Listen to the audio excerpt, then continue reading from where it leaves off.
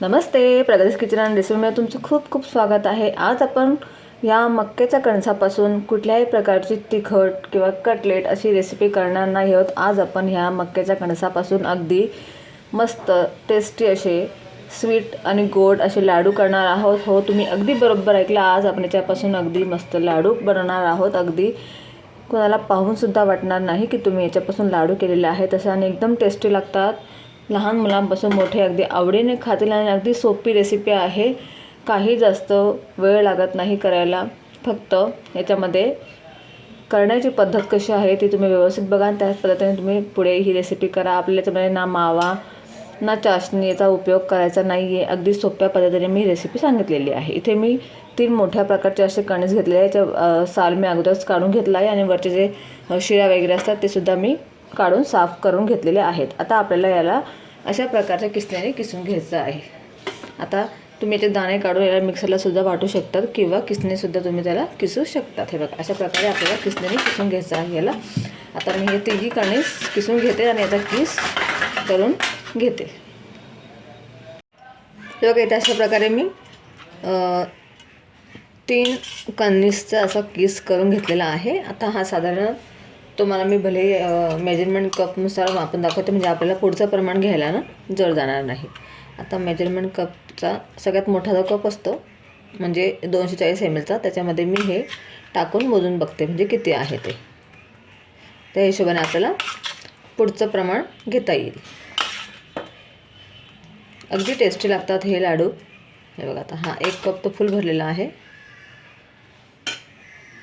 हे बघा, पूर्ण 1 कप भरून आणि हा 1/4 कप म्हणजे एकूण 1/2 कप आपल्याकडे हे मक्याच्या दाण्यांचा किस आहे।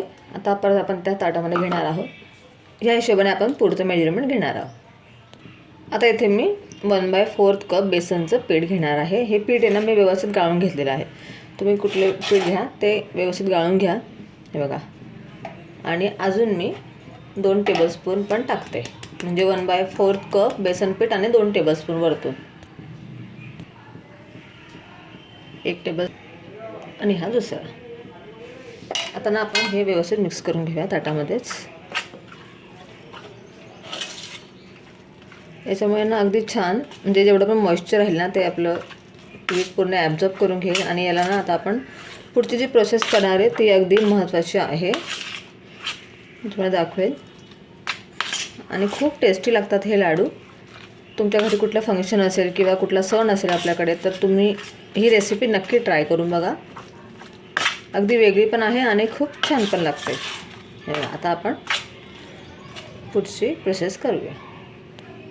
आता मी गॅसवर एक कढई ठेवली। तुम्ही कढई घेताना ना जाड अशी बुडाचीच घ्या, म्हणजे कसं आहे आपण याच्यामध्ये जे पण मिश्रण टाकू आता ते खाली चिपकायला नको। त्याच्यामुळे घेताना त्याचं जाड असेल ना तसेच तुम्ही कढई घ्या। आता आपण याच्यामध्ये टाकणार आहोत अर्धा कप साजूक तूप। पहिले आपण अर्धा कप टाकूया, नंतर मग लागेल तर आपण थोडंसं 1-2 चमचे ॲड करू शकतो। आता तूप आपल्याला थोडंसं आता मग पातळ तूप होतं त्यामुळे जास्त गरम करून घेत नाही आहे। कढई गरम असल्यामुळे ते नॉर्मल गरम झालेलंच आहे। आता आपण याच्यामध्ये आपलं हे पूर्ण मिश्रण आहे मिक्स केलेलं बेसन पीठ आणि कॉर्न हे याच्यात टाकून देऊया। आणि आता आपल्याला ही मेन प्रोसेस करायची आहे की आपल्याला याला अगदी व्यवस्थित शेकून घ्यायचं आहे। अगदी लो टू मिडियम फ्लेमवरती आपल्याला याला चांगलं शेकून घ्यायचं आहे। अगदी कढईला चिपकता कामा नये, आपल्याला एकसारखं याला हलवत राहायचं आहे आणि एकदम आपल्याला याला ड्राय करायचं आहे। याच्यातलं पूर्ण मॉइश्चर आपल्याला याचं घालवायचं आहे, तिथपर्यंत आपल्याला याला शेकायचं आहे व्यवस्थित। थोडा शेकायलाच यायला वेळ लागेल, हीच मोठी एक प्रोसेस असते याच्यामध्ये, त्याच्यामुळे आपले लाडू अगदी टेस्टी लागतील। तर ही प्रोसेस अगदी आपल्याला एकसारखं हलवत करायची आहे।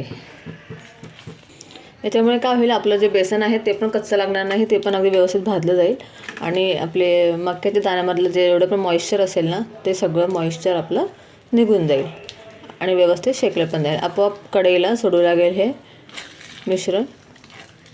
इथं आपल्याला याला भाजत राहायचं आहे। आता मी याला एकसारखं शेकून घेते, मग तुम्हाला दाखवते।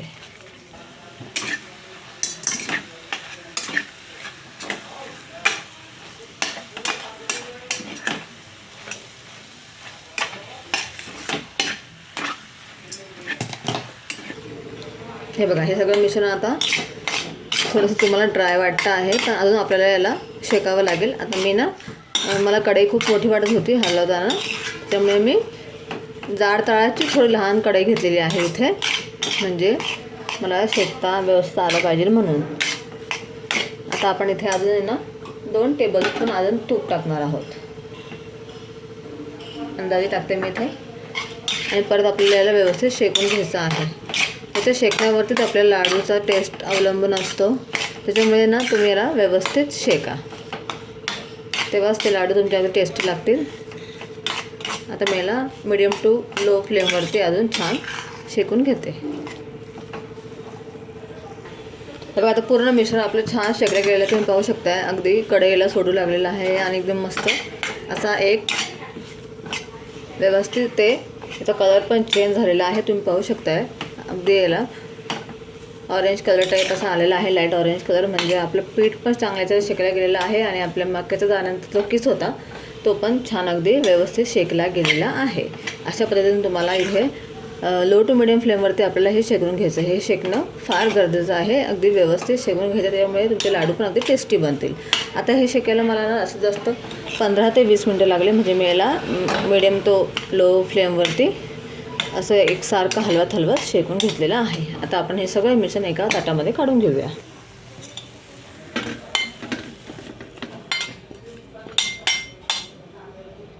हे सगळं मिश्रण आता आपल्याला थोडंसं जास्त पूर्ण पण थंड नाही होऊ द्यायचं, थोडंसं कोमट होऊ द्यायचं आहे. आणि त्यानंतर आपण याच्यामध्ये बाकीचे इन्ग्रेडियंट्स ॲड करणार आहोत.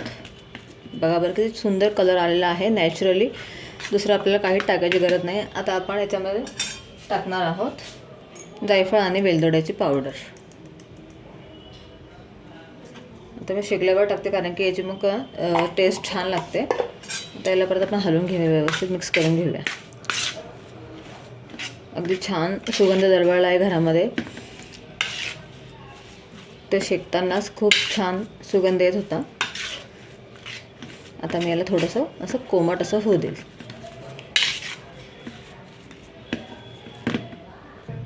बघा, आता हे मिश्रण ना थोडंसं कोमट झालेलं आहे, म्हणजे असं आपल्याला अगदी हात लावता येईल असं इतपत व्हायला पाहिजे. पूर्ण गार नका होऊ देऊ, नाही तर मग काय आपल्याला ते लाडू बांधायला पुढे त्रास होऊ शकेल. तर आता आपण याच्यामध्ये टाकणार आहोत, इथे मी अर्धा कपपेक्षा थोडीशी कमी इथे मी डेसिकेटेड कोकोनट टाकते. याच्यामुळे ना आपल्या लाडूला छान टेस्ट पण येईल आणि थोडं बाइंडिंग पण मिळेल. आणि आता आपण इथे टाकणार आहोत साखर. तर आता इथे आपण पिठी साखरचा वापर करायचा आहे, अख्खी साखर टाकू नका. आता याच्यामध्ये मी 3/4 कप पिठी साखर घेतलेली आहे. आता आपण हे सगळं मिश्रण हातानेच मिक्स करणार आहोत. थोडंसं कोमट झाल्यावरतीच तुम्ही याच्यात साखर टाकत असते. पूर्ण गरम गरममध्ये साखर टाकू नका, तर मग काय होईल, साखरेचं पाणी होईल आणि लाडू आपल्याला वळता येणार नाही. जर तुम्हाला थोडंसं असं वाटलं तर तुम्ही थोडंसं डेसिकेटेड कोकोनट ॲड करू शकतात. आता आपण टाकणार आहोत थोडंसं तूप. तुपामुळे अगदी हे दिसतील पण छान आणि चमक पण येईल आणि बाइंडिंग पण अगदी छान होईल. तुम्ही याच्यामध्ये बाइंडिंग करता थोडंसं तुपट टाका, दूध टाकू नका. दुधामुळे काय होईल, हे लाडू जास्त दिवस टिकणार नाही. आणि आपण याच्यामध्ये माव्याचा सुद्धा वापर केलेला नाही आहे आणि आपण साखरेची चाशणी वगैरे काहीच केलेली नाही. तुम्ही त्याच्यामध्ये मावा समजा टाकला तर मग तुम्हाला ते लाडू लवकर संपवावे लागते, कारण की मावा कसा लवकर खराब होऊ शकतो. जर तुम्हाला हे 2-3 दिवसामध्ये 2-1 दिवसामध्ये खायचे असेल समजा लाडू, तर तुम्ही याच्यामध्ये मावा टाकू शकतात. पण मावा न टाकतासुद्धा असेसुद्धा हे छान लागतील. तुम्ही नक्की ही रेसिपी ट्राय करा. बघा, मी साखर आता पूर्णपणे याच्यामध्ये मिक्स केलेली आहे आणि जायफळ आणि वेलदोड्याचं पूड टाकल्यामुळे अगदी छान याला सुगंध येतो आहे. आता आपण लगेचच याचे लाडू वळवून घेणार आहोत.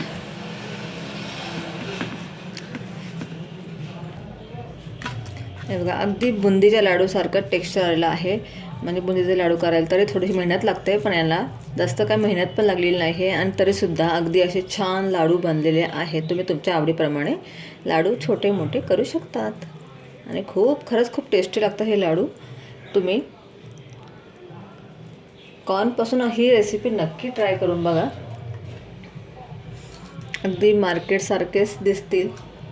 जर तुम्ही लहान मुलांना खायला जर दिले ना, तर कोणी ओळखणार पण नाही की हे तुम्ही स्वीट कॉर्नपासून केलेले आहेत असं. थोडे मोठे मोठेच करते मी. असे मस्त एकसारखे लाडू वळवून घ्यायचे आहेत. हे बघा, वाटतंय की नाही अगदी बुंदीच्या लाडूसारखे. अगदी गोल गरगरीत लाडू आपले तयार झालेले आहेत. अशा पद्धतीने मी सगळे लाडू बनवून घेते.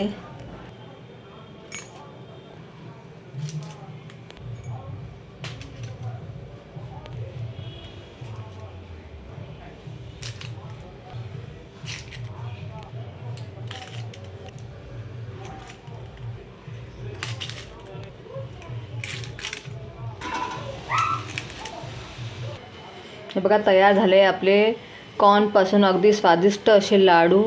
किती छान दिसत आहे पाहून कोणाला वाटणारसुद्धा नाही की तुम्ही हे लाडू घरी केलेले आहे, आणि असं वाटेल की तुम्ही हे लाडू मोतीचूरचेच केलेले आहेत, बुंदीचेच केलेले आहेत. अगदी कळणारसुद्धा नाही की हे लाडू स्वीट कॉर्नचे आहे असं. आणि खाल्ल्यावरती खूपच टेस्टी लागतात. आपण याच्यामध्ये कुठल्याही प्रकारचा माव्याचा वापर केलेला नाही, ना दूध पावडरचा वापर केलेला नाही आहे, ना दुधाचा वापर केलेला आहे.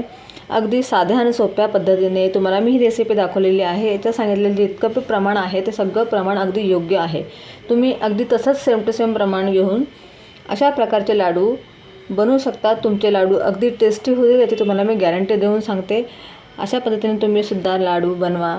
जर तुमच्याकडे कुठलं फंक्शन असेल, कुठला सण असेल तर त्यासाठीसुद्धा आपण ही स्वीट्स म्हणून डिश बनवू शकतो. कोणी पाहुणे नसेल तरी पण तुम्ही हे लाडू नक्की बनवा. अगदी झटपट बनतात. थोडा फक्त आपल्याला शेकण्यासाठी याला वेळ लागतो. बाकीची प्रोसेस अगदी सोपी आहे आणि झटपट बनतात. काही जास्त वेळ लागत नाही आणि पटपट संपतात. तर तुम्ही ही रेसिपी नक्की ट्राय करा. जर तुम्हाला माझी आजची रेसिपी आवडली असेल तर रेसिपीला नक्की लाईक, शेअर, सबस्क्राईब करायला विसरू नका. आणि बघा, दिसायला किती अगदी छान दिसतो आहे. जर तुम्ही याला बॉक्समध्ये पॅक केलं तर कोणाला वाटणार पण नाही की तुम्ही घरी केलेले आहेत, असं वाटेल की बाहेरून आणलेले आहेत. तर नक्की ही रेसिपी ट्राय करा, जास्तीत जास्त शेअर करा. आणि तुम्ही जर माझ्या चॅनलवरती नवीन असणार तर सबस्क्राईब करायला विसरू नका आणि बेल आयकॉनवर क्लिक नक्की करा, म्हणजे तुम्हाला माझ्या येणाऱ्या प्रत्येक व्हिडिओचं नोटिफिकेशन पहिल्यांदा मिळेल. रेसिपी आवडल्यास लाईक, शेअर, सबस्क्राईब करा आणि शेअर करायला विसरू नका. Bye bye.